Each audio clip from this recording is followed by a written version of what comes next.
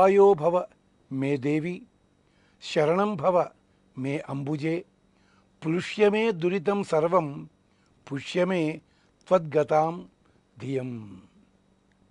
అమ్మవారిని చంద్ర అనే శబ్దంతో సంబోధించుకుంటున్నప్పుడు ఈ శ్లోకం ఒక మహానుభావుడు చెప్తాడు. ఏమిటంటే, ఉపాయో భవ మే దేవి. భక్తి, జ్ఞాన, కర్మ ఇలాంటివన్నీ ఉపాయాలు అనుకుంటాం.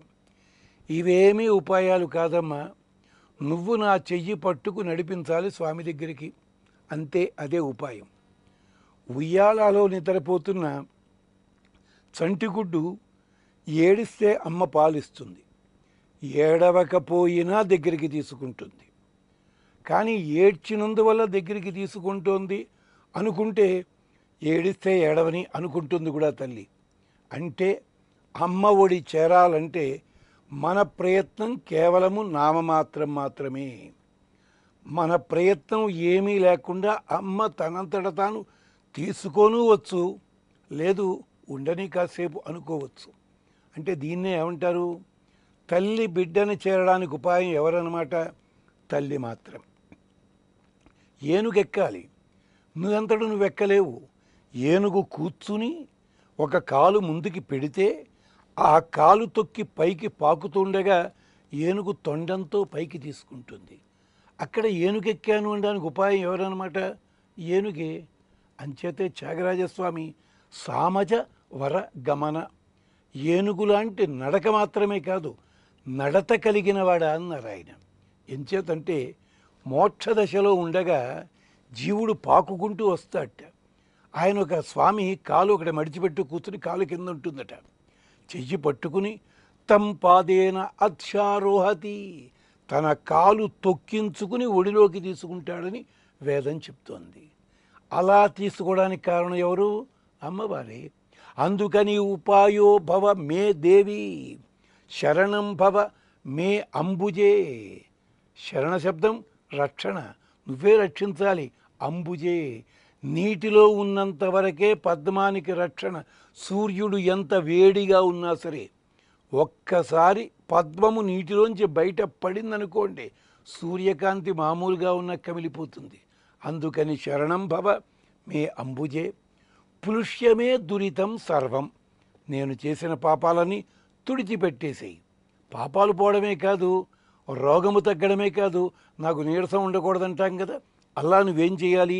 పుష్యమే త్వద్గతాం ధియం.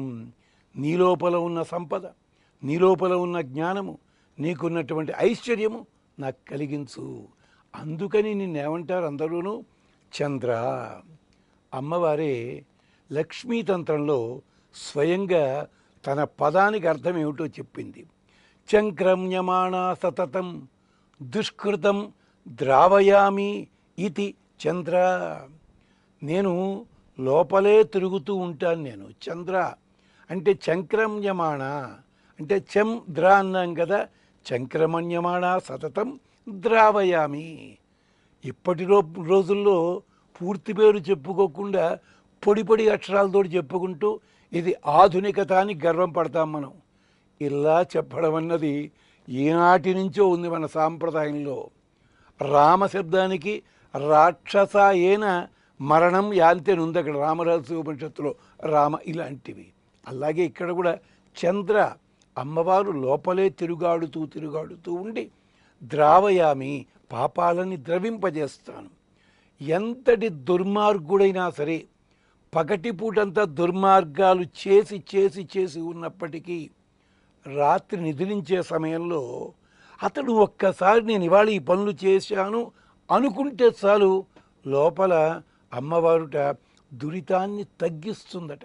మనస్ఫూర్తిగా అనుకుని చెయ్యను అంటే పూర్తిగా తొలగిస్తుంది. ఇది చంక్రమణ్యమాణ సతతం దుష్కృతం ద్రావయతి. అందుకని చంద్ర. మరి భక్తుల విషయంలో, యోగుల విషయంలో కూడా చంద్ర అనే పేరుంది అమ్మవారికి. అక్కడ కూడా చెప్తుంది, చంద్రవత్ సతతం చిత్తం భక్తానాం ద్రావయామి చ. చంద్రకిరణాలు పడ్డప్పుడు అక్కడ చంద్రకాంతముడు అని ఇప్పుడు మనకి దొరకటంలే, ఉన్నాయి అవి. ఆ చంద్రకాంతమణి మీద ఈ చంద్రకిరణం పడితే నెమ్మదిగా కరుగుతుంది, చల్లటి నీళ్లు జారుతాయి. అలాగా భక్తులకి యోగులకి కూడా హృదయంలో తానుండి చంక్రమ్యమాణా సతతం చిత్తం భక్తానాం ద్రావయామి. దాన్నే మన వాళ్ళు ఎవరో ఉన్నారు, అమ్మ పేరు చెప్తే సెంటిమెంటల్ అయిపోతావు అన్నారు చూచారా. అమ్మవారి పేరు చెప్పగానే చిత్తము ద్రవిస్తుంది. ఎంచేత ఎన్ని సంవత్సరాలు గడిచిపోయినా కూడా మనస్సుని రాయి చేసుకున్నటువంటి వాడు పెళ్ళి అన్నది చేసుకోకుండా పెళ్ళి కాని తండ్రిలాగా 4 తరములు కాపాడిన భీష్మాచార్యుల వారే అంపశయ్య మీద పడి ఉండగా కొన ఊపిరితో సాక్షాత్తుగా గంగాదేవి దిగి వస్తే కళ్ళ నీళ్లు పెట్టుకున్నట్ట భీష్ముడు. మనకి భారతంలో వస్తుంది, అడుగుతుంది, నాయనా నిన్ను 9వ ఏట వదిలిపెట్టాను, మళ్ళీ ఇప్పుడు వచ్చాను, ఎందుకు కష్టపడతావు, వచ్చేసేయి అంటుందట ఆవిడ. అలాగట అంటే అమ్మ పేరు వినగానే అలా ఉంటుంది కనుక ఆవిడికి పేరేమిటి, లక్ష్మీ అమ్మవారికి చంద్ర. అంతేనా? ఇది భక్తుల విషయంలో. మరి యోగుల విషయంలో ఏమిటి? ఉదేమి యోగినాం అంతరానంద స్పంద లక్షణ. యోగీశ్వరుడు ధ్యానంలో ఉన్నప్పుడు ఎప్పుడో కొన్నాళ్ల తర్వాత కొంతసేపటికో ఎప్పటికో మనస్సు ఒక్క క్షణం, ఒక లిప్త కాలము ఆ మనస్సు లోపల ఆ రూపం కనిపిస్తుంది. ఉదేమి క్షణకాలం మాత్రమే. అంతర ఆనంద స్పంద లక్షణ. లోపల ఆనందం ఉంటుంది, ఆనందం లోపలే ఉంది. సంతోషానికి ఆనందానికి చిన్న తేడా ఉంది. సంతోషం అంటే నీ శరీరంలో భాగంలో కనిపిస్తుంది, అంటే చప్పట్లు కొట్టడం వల్ల కానీ, భుజం వదలడం వల్ల కానీ, లేదా తలకాయ తిప్పడం వల్ల కానీ, కళ్ళల్లో కనిపించే ఇది సంతోషము, సమ్యక్ తోషము. ఆనందం అనుకోండి, నువ్వు దాన్ని వ్యక్తపరచలేవు, నీ చేత కాదు, హృదయంలో ఉంటుందన్నమాట. అలాగే అంతర ఆనంద స్పంద లక్షణ. ఆ క్షణము లోపల అమ్మవారు ప్రత్యక్షమవుతుంది. చతుర్థీంతు దశాతేషాం చంద్రవతి భావయామిచ. ఆ 4వ దశలో నేను చంద్రుని వలె భాసిస్తుంటాను.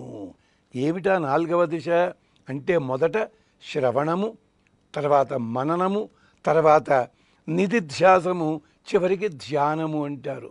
మొదటగా వినాలి పరమాత్మతత్వాన్ని. వద్దనుకున్నా చెవులకి బిరడాలు లేవు కదా అన్నారు పోతన్న గారు.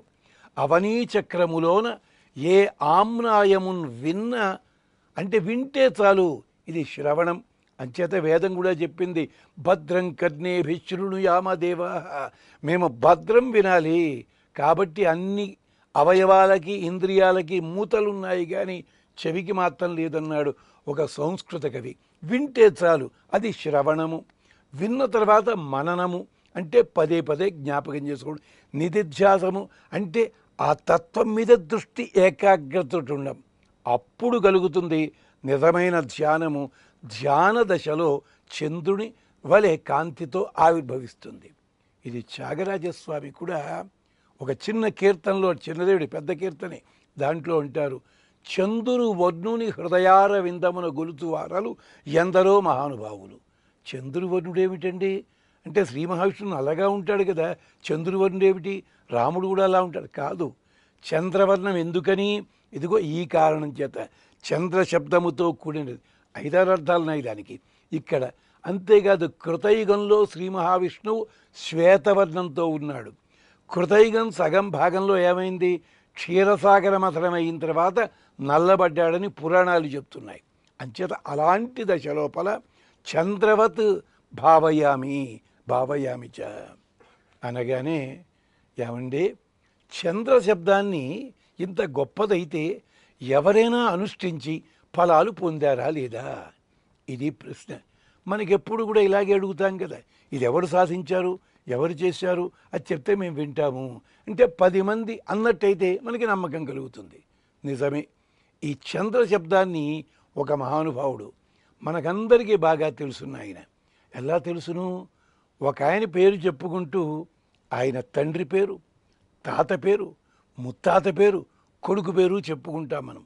ఇంకా ఏ ఋషికి అలాంటి పరంపర లేదు, ఆ ఒక్క ఆయనకే. ఎవరో గుర్తొచ్చే ఉంటుంది, వ్యాసం వశిష్ఠనప్తారం వశిష్ఠునికి మనుమనవడు. వశిష్ఠనప్తారం శక్తే పౌత్రం, శక్తికి మనుమడయ్య. పరాశరాత్మజం, పరాశరుని కొడుకయ్య. శుక్రతాతం, శుకునికి తండ్రి. ఇంత పరంపర ఎవరికైనా ఉందా? అదుగో ఆ వ్యాసుని ముత్తాతగారైన వశిష్ఠుడు ఈ చంద్ర శబ్దంతో సాధన చేశాడని మనకి లక్ష్మీతంత్రం చెప్తుంది.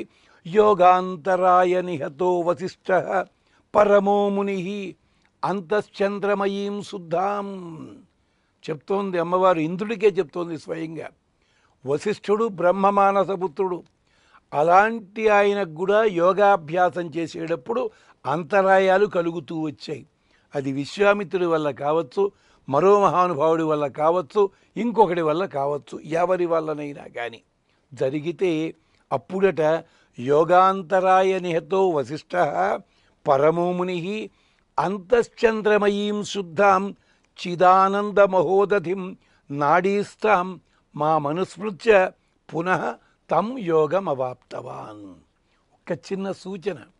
సంస్కృతం మనకి రాదని భయపడతాం, కానీ ఒక్క పని చేస్తే పదాలను ఎక్కడ విడగొట్టాలో అక్కడ విడగొట్టుకుంటూ 1-2 సార్లు చదివినట్టయితే హాయిగా దాదాపు పదాలన్నీ మనకు అర్థమవుతాయి. అది విశేషం.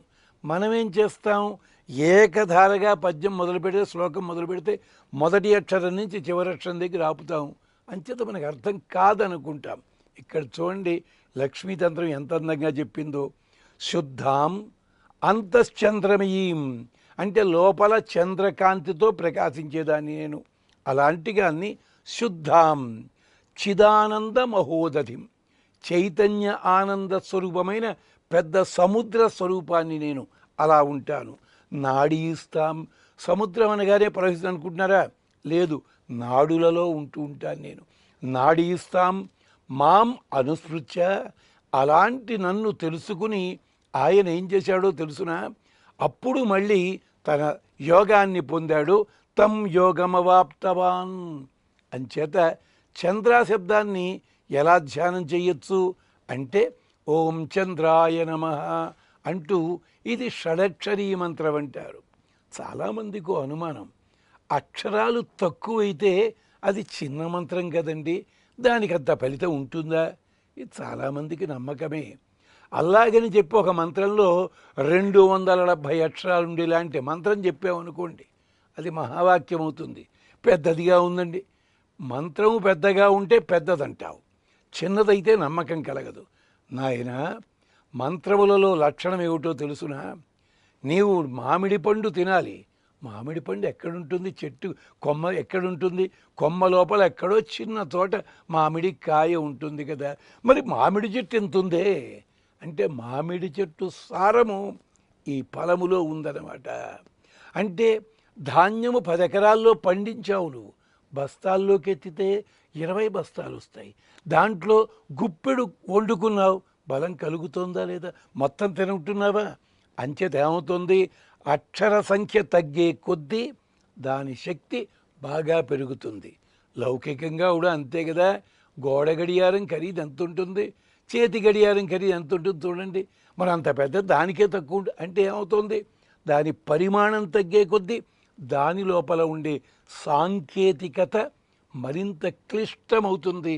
అలా సంకేతములతో ఉన్న మంత్రం ఇది. ఓం చంద్రాయై నమః. ఇది షడక్షరీ మంత్రము. ఇలాంటి దాన్ని గురించి బీజాక్షర రత్న అర్ణవమని చెప్పి దాంట్లో చాలా విస్తారంగా చెప్తారు.